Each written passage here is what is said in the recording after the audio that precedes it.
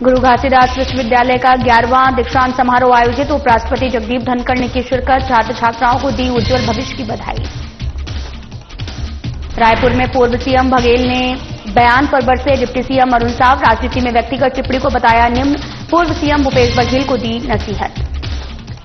OBC आरक्षण में कटौती पर कांग्रेस का विरोध। पूरे प्रदेश में प्रदर्शन करने जा रही कांग्रेस। उप मुख्यमंत्री अरुण साव ने दिया बयान।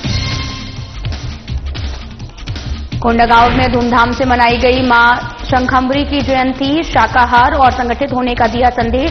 शहर में निकाली गई विशाल शोभा यात्रा। रायपुर में टिकरापारा पुलिस ने हासिल की बड़ी सफलता। अवैध गांजा बेचने वाले युवक को किया गिरफ्तार। आरोपी से 20 किलो 410 ग्राम गांजा किया गया जब्त।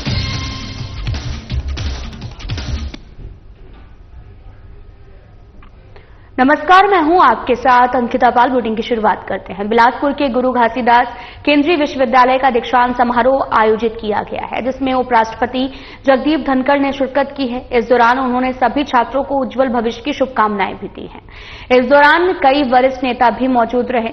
उपराष्ट्रपति जगदीप धनखड़ के दौरे को लेकर डिप्टी सीएम अरुण साव ने कहा कि पहले ही उनका मिनट टू मिनट प्रोग्राम जारी कर दिया गया है। दीक्षांत समारोह में उपराष्ट्रपति जगदीप धनखड़ की पत्नी डॉक्टर सुदेश धनखड़ भी शामिल हुई।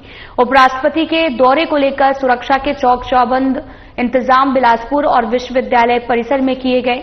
विश्वविद्यालय प्रबंधन भी उपराष्ट्रपति के दौरे को लेकर अपनी तैयारियों को पुख्ता रखा।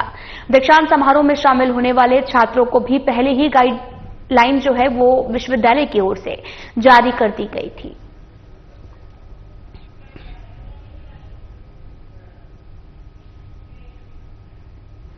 मुख्यमंत्री विष्णुदेव साय ने मुख्यमंत्री निवास कार्यालय में मकर संक्रांति के शुभ अवसर पर छत्तीसगढ़ के रजत जयंती वर्ष 2025 के शासकीय कैलेंडर का विमोचन किया है। कैलेंडर के कवर पेज में प्रधानमंत्री नरेंद्र मोदी और मुख्यमंत्री विष्णुदेव साय की फोटो के साथ सुशासन से समृद्धि की ओर के मूल मंत्र को दर्शाया गया है। छत्तीसगढ़ शासन के वार्षिक कैलेंडर में राज्य सरकार की महत्वाकांक्षी योजनाओं के माध्यम से छत्तीसगढ़ वासियों के जीवन में आए सकारात्मक बदलाव को दिखाया गया है। विमोचन के अवसर पर कृषि मंत्री रामविचार नेताम और लुंड्रा विधायक प्रबोध मिंज और मुख्यमंत्री के सचिव पी दयानंद उपस्थित थे।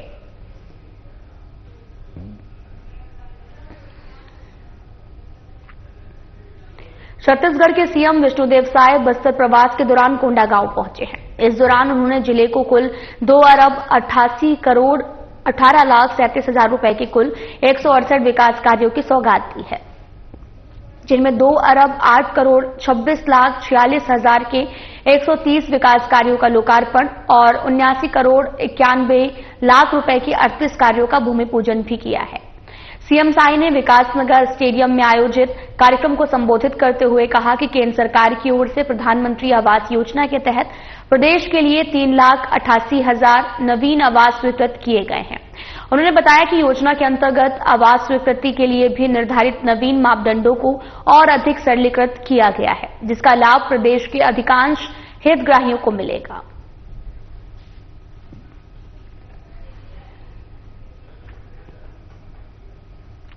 प्रदेश में नगरीय निकाय और पंचायत के चुनाव होने हैं। उधर ओबीसी आरक्षण में कटौती को लेकर कांग्रेस लगातार बीजेपी पर हावी नजर आ रही है।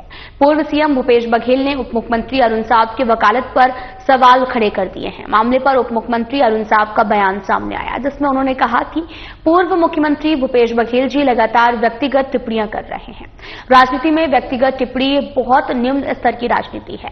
राजनीतिज्ञों को भी इस बात से बचना चाहिए। राजनीति में शब्दों की मर्यादा और व्यक्तिगत टिप्पणी बिल्कुल भी बर्दाश्त नहीं है और एक पूर्व मुख्यमंत्री बार बार व्यक्तिगत रूप से टिप्पणी कर रहे हैं, ये सही नहीं है। प्रदेश के पूर्व मुख्यमंत्री भूपेश बघेल जी लगातार मुझ पर व्यक्तिगत टिप्पणियां कर रहे हैं।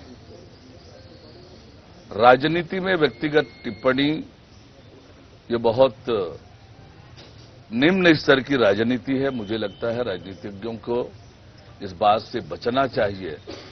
राजनीति में शब्दों की मर्यादा और व्यक्तिगत टिप्पणी बिल्कुल भी वाजिब नहीं है और एक पूर्व मुख्यमंत्री बार बार व्यक्तिगत रूप से मुझ पर टिप्पणी कर रहे हैं, ये अच्छी राजनीति का परिचायक नहीं है। मेरे वकालत पर प्रश्न चिन्ह उठाना, मेरे वकालत के ज्ञान पर प्रश्न चिन्ह उठाना, ये न केवल मेरे वकालत की डिग्री पर प्रश्न चिन्ह है, स्टेट बार काउंसिल जिसने मुझे डिग्री दी थी वकालत की, उस पर प्रश्न चिन्ह है, और राज्य के लाखों की संख्या में जो अधिवक्ता समुदाय है उनका ये अपमान है।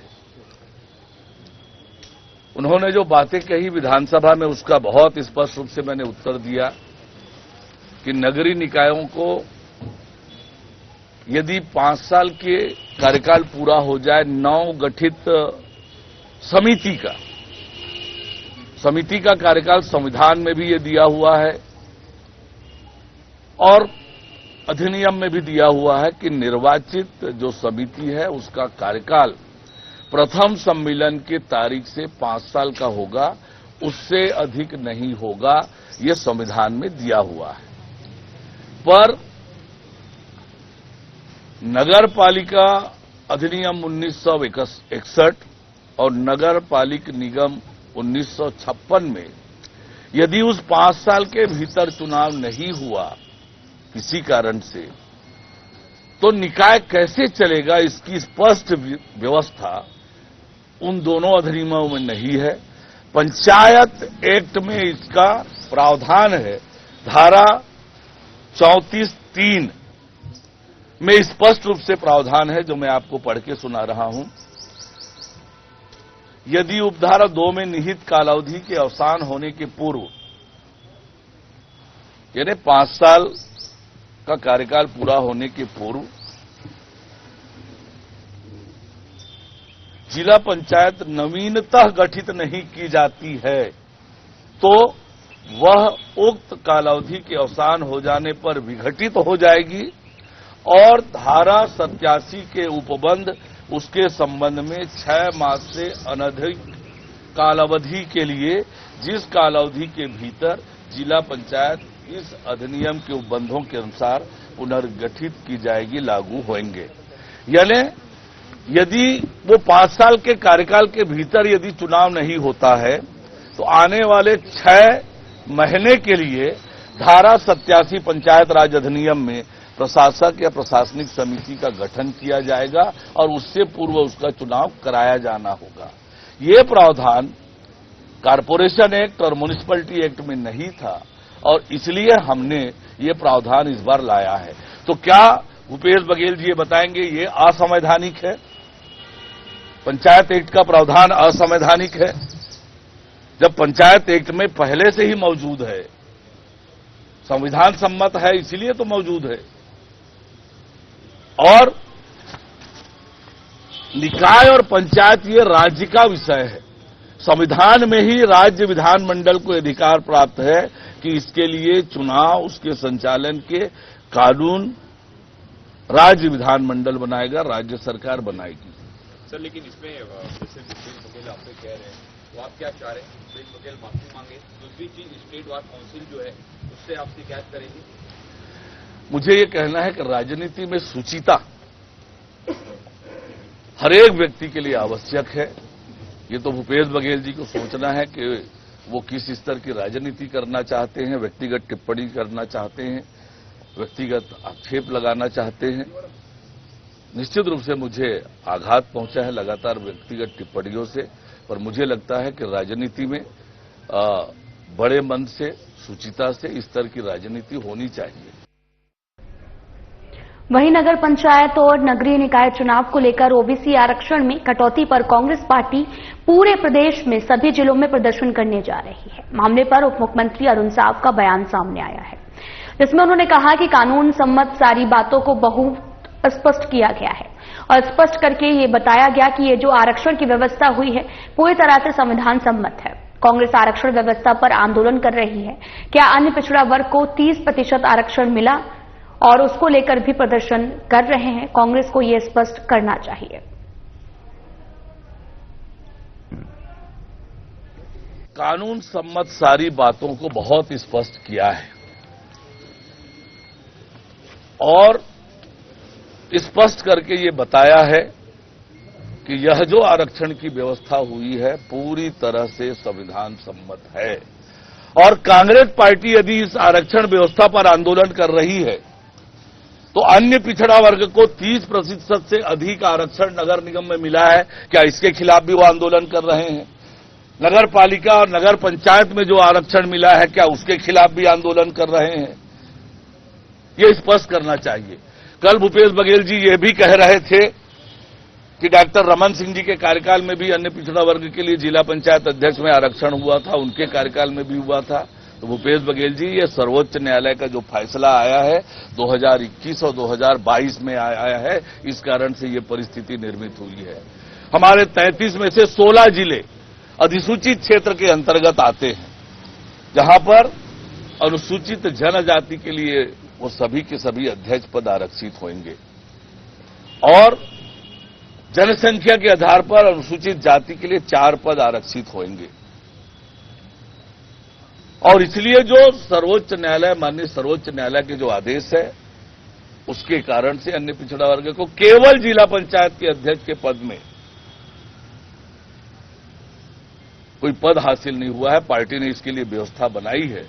ये कांग्रेस पार्टी, जैसे मैं बार बार कहता हूं कि भ्रम, भय और भ्रष्टाचार इनके राजनीति का आधार रहा है, वही भ्रम फैलाने का काम ये बार बार कर रहे हैं।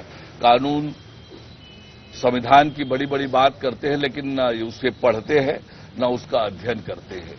और कांग्रेस पार्टी इस प्रकार से राजनीति करना बंद करे। कांग्रेस पार्टी जिस प्रकार से उनके बयान आ रहे हैं, ये बहुत दुर्भाग्यजनक है।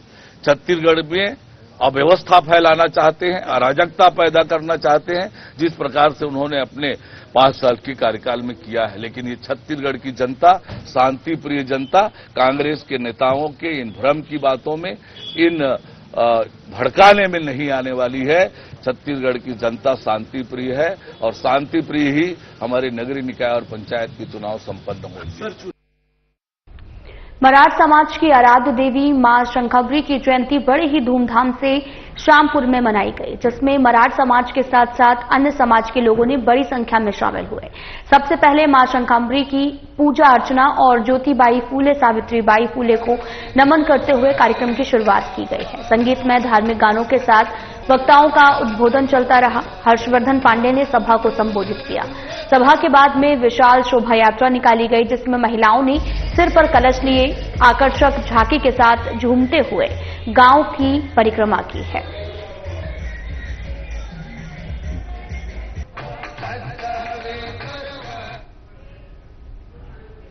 रायपुर कलेक्टर डॉक्टर गौरव सिंह ने कलेक्ट्रेट परिसर के रेड क्रॉस सभा कक्ष में समय सीमा की बैठक की अध्यक्षता की है।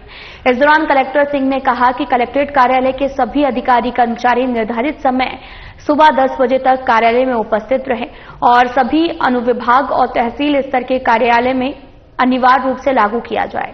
वहीं कलेक्टर ने कहा कि जो अधिकारी और कर्मचारी बाइक से आए हैं वो हेलमेट और जो 4 पहिया वाहनों का उपयोग करते हैं वो सीट बेल्ट का उपयोग करें। साथ ही वहां निर्धारित पार्किंग स्थल पर वाहनों को पार्किंग करें।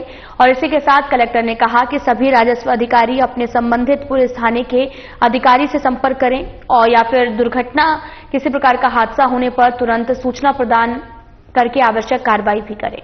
साथ ही सभी तहसीलदार अपने कार्यालय में अनुशासन बनाए रखें और सभी लंबित प्रकरण का निपटारा करें।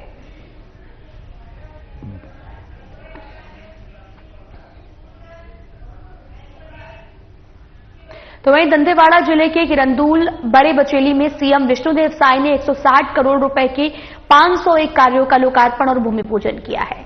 इनमें 49 करोड़ रुपए के 367 कार्यों का लोकार्पण और 112 करोड़ रुपए के 134 कार्यों का भूमि पूजन शामिल है। सीएम ने कहा कि इस मौके पर हमने 114 करोड़ रुपए के हितग्राही मूलक कार्यों का चेक और सामग्री का वितरण भी कर रहे हैं। जिन बड़े विकास कार्यों का लोकार्पण हुआ है उसमें गीदम ब्लॉक के छिन्नार से बड़े करका मार्ग पर 33 करोड़ रुपए का पुल, जिले के सभी विकास खंडों में 1 करोड़ रुपए से बने पुलिया, गीदम, कुआकोड़ा और कटेक कल्याण मार्ग पर चौड़ीकरण और मजबूतीकरण शामिल है। इसके अलावा मोर मकान मोर आवास के अंतर्गत 7.25 करोड़ रुपए की लागत से पक्के मकानों की चाबी सौंपी गई है। और साथ ही किरंदुल में करीब 45 करोड़ और बारसूर में 15 करोड़, दंतेवाड़ा में अंतर्राज्यीय बस स्टैंड और दंतेवाड़ा जिले के सभी विकासखंडों में आश्रम भवन निर्माण कार्यों का भूमि पूजन भी किया गया है।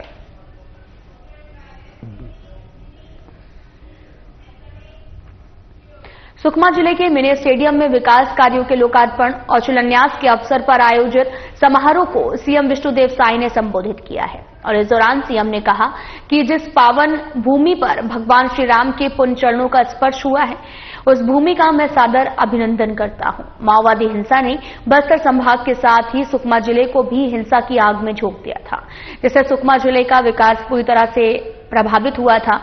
एक साल में हमारी सरकार ने सुकमा जिले के विकास के लिए कई महत्वपूर्ण निर्णय लिए हैं और इस पर तेजी से क्रियान्वयन किया गया है। वहीं सीएम ने कहा कि इसी कड़ी में हमने यहां पर 205 करोड़ रुपए के 137 कार्यों का लोकार्पण, भूमि पूजन किया। इन कार्यों में 39 करोड़ रुपए की राशि के 82 कार्यों का लोकार्पण और 166 करोड़ रुपए के 55 कार्यों का भूमि पूजन शामिल है। इन कार्यों में सबसे महत्वपूर्ण कार्य सुकमा नगर पालिका में 83 करोड़ रुपए की लागत से जल प्रदाय योजना का भूमि पूजन है और इसके साथ ही 14 करोड़ रुपए की राशि से केरलापाल से पोंगा भिजी मार्ग के निर्माण का भूमि पूजन भी हमने किया है। उन्होंने कहा कि सुकमा में खेल अधोसंरचना बेहतर हो, इसके लिए 11 करोड़ रुपए की लागत से हम स्पोर्ट कॉम्प्लेक्स बनाने जा रहे हैं, इसका भी हमने भूमि पूजन किया है।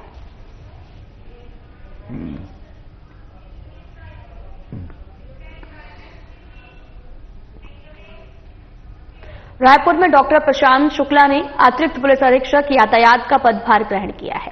डॉक्टर प्रशांत शुक्ला राज्य पुलिस सेवा छत्तीसगढ़ के 2013 बैच के अधिकारी हैं, जिन्होंने 13 जनवरी 2025 को अतिरिक्त पुलिस अधीक्षक यातायात रायपुर के पदभार ग्रहण किया है। ये जिला बीजापुर राजनांद गांव में उप पुलिस अधीक्षक के पद पर रहे हैं और साथ ही ईओडब्ल्यू, एसीबी और सीआईडी में पदस्थ रहे हैं। साथ ही अतिरिक्त पुलिस अधीक्षक पद पर पंखांजूर और कांकेर में पदस्थ रहे हैं। पदभार ग्रहण करते ही यातायात के सभी अधिकारियों का परिचय प्राप्त किया। राजधानी की यातायात व्यवस्था को सुगम बनाने, सक्रियता से कार्य करने की आवश्यकता बताई। साथ ही आमजन की शिकायतों और सुझाव पर संवेदनशीलता से कार्य करने के लिए निर्देशित भी किया है।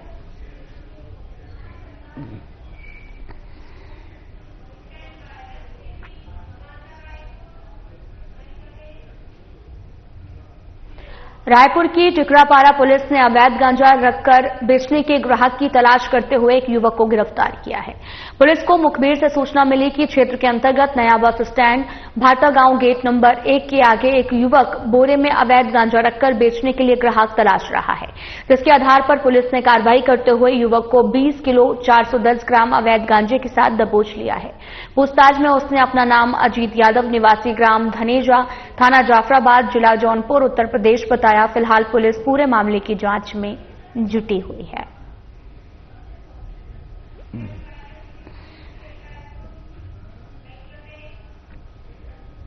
छत्तीसगढ़ में राज्य युवा महोत्सव के दूसरा दिन खेल और युवा कल्याण मंत्री टंकराम वर्मा ने युवा महोत्सव को लेकर कहा कि ग्रामीण और शहरों की युवाओं ने पहले ही दिन इसमें हिस्सा लिया है। छत्तीसगढ़ के युवाओं के द्वारा कई प्रकार के स्टॉल महोत्सव में लगाए गए। उन्होंने कहा कि हमारी सरकार युवाओं पर फोकस कर रही है। हमारी सरकार और विभाग युवाओं को सतत आगे बढ़ाने के लिए लगातार प्रयास कर रही है।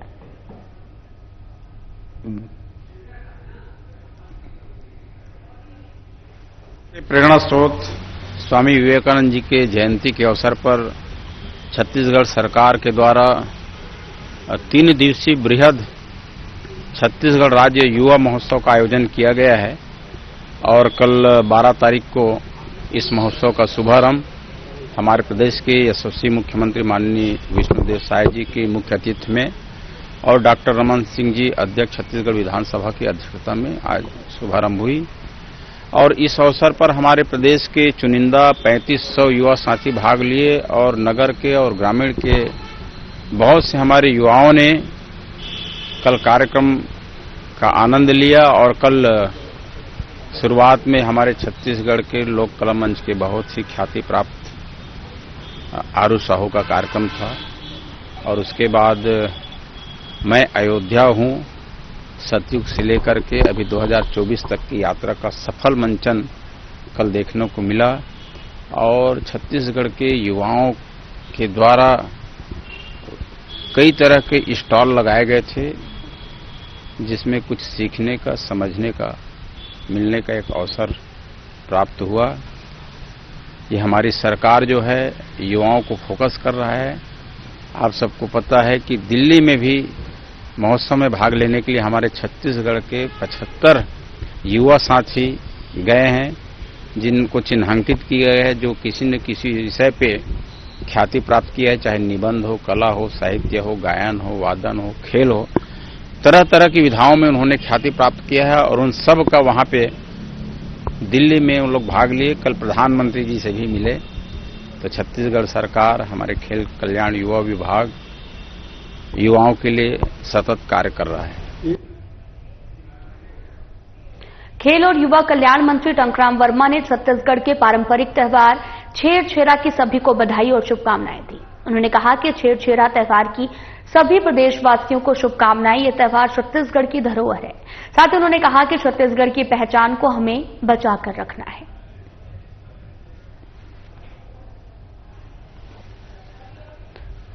छत्तीसगढ़ की धरोहर है, हमारी संस्कृति है। ये भाईचारा को मिल बांट करके परस्पर बांटने का, और आज मेला भी लगता है, छेरछेरा का मेला, तो ये हमारे छत्तीसगढ़ की पहचान है, इसको बचा के रखना है। कोरबा के फ्लोरा मैक्स कंपनी में ठगी मामले में सियासत शुरू हो गई है। मामले में पूर्व मुख्यमंत्री भूपेश बघेल ने ट्वीट करके लिखा कि कंपनी के उद्घाटन में मंत्री लखनलाल देवांगन शामिल हुए थे। मामले पर पलटवार करते हुए बीजेपी प्रदेश महामंत्री संजय श्रीवास्तव ने कहा कि ठगी के बादशाह अगर इस तरह के ट्वीट करते हैं तो थोड़ा हदप्रभ हो जाता है। उन्होंने कहा कि वैसे भी भूपेश बघेल जी ट्विटर बॉय हो गए हैं। साथ ही फ्लोरा मैक्स कंपनी में ठगी को लेकर कहा कि किसी भी तरह की ठगी के आरोपियों को नहीं बख्शा जाएगा। ठगों के बादशाह यदि ठगी का आरोप दूसरों पर लगाए तो पूरा प्रदेश हतप्रद हो जाता है। जिनके नेतृत्व में, जिनके मुख्यमंत्रित्व काल में इस प्रदेश ने दुनिया के अंदर में नाम कमाया कि ठगी का क्या क्या स्वरूप हो सकता है। चाहे महादेव ऐप की बात करें, नई चीजें सामने आई, चाहे शराब में किस तरीके से दो गल्लों से पैसा इकट्ठा किया जाता है, कैसे नकली होलोग्राम बनाकर चिपकाया जाता है।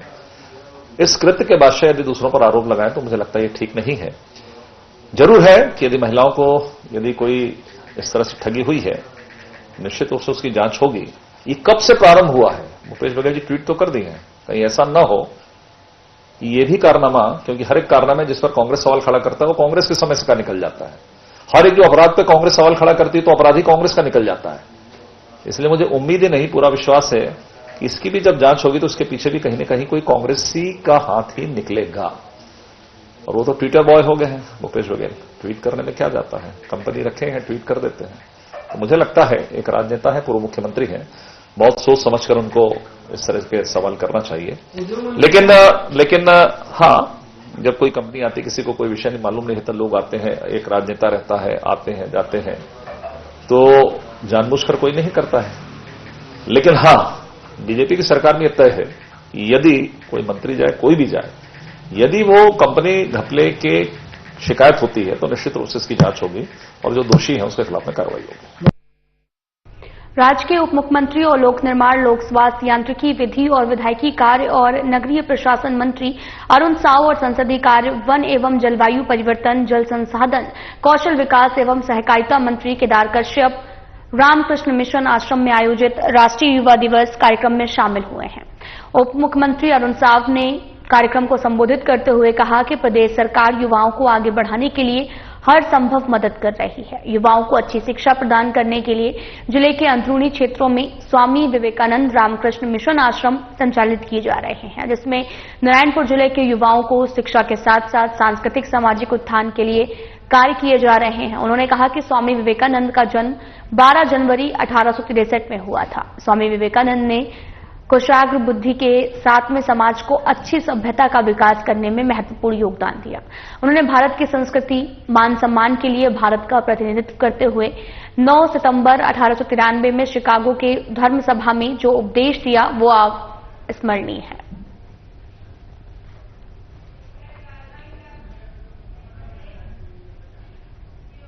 फिलहाल में इतना ही। नमस्कार।